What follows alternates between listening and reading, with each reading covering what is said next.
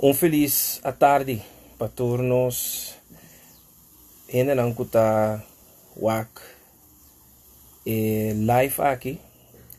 À tarde, ainda à noite, é momento que eu estou aqui, me quer desejar um feliz dia, Pabo. A ver, nós de Care for Me First Curaçao, que era um elogio na Dr. Easy Hersenbloed e seu time e também nos governo de Curaçao. De com para sombra a decisão não atoma é porta forte é porta farfelo para nós, pero a trobe bota mira claramente de com mester a hasi quarentena obrigatória para todos não que bem já foi. Para sombra se essa aqui não estava é caso, se é persona com a guarda infectada aí estava canando rond aqui fora nós temos que experienciar lockdown a trobe. Dus, sonang, me quer para você compreender a situação. Então, lá não stop de criticar sem buscar informação verídico. Danke a Deus que a pessoa que estava em quarentena. Para a sociedade estava para fora, nós temos lockdown mais. Que me elogio também para os governantes, bendição especial e sabedoria de Deus para nós sobre o trabalho que nós estamos fazendo. Não está fácil. A mim também está no mundo médico, de crise team, etc. Pues, nós estamos experienciando tudo isso aqui, que não está algo fácil. A decisão que você tem que tomar para escolher entre vida ou economia.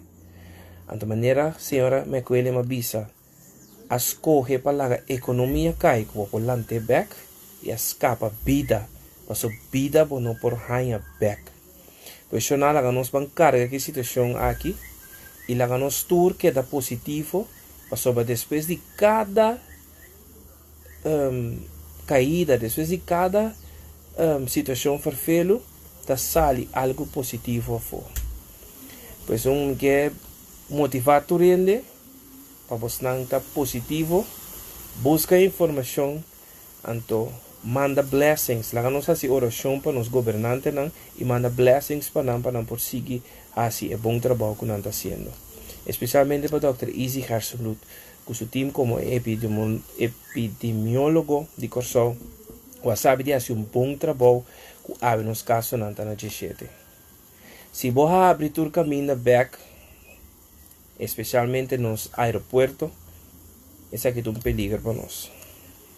Pois, maneira que a coisa está caminhando, step por step, nós lo vai abrir.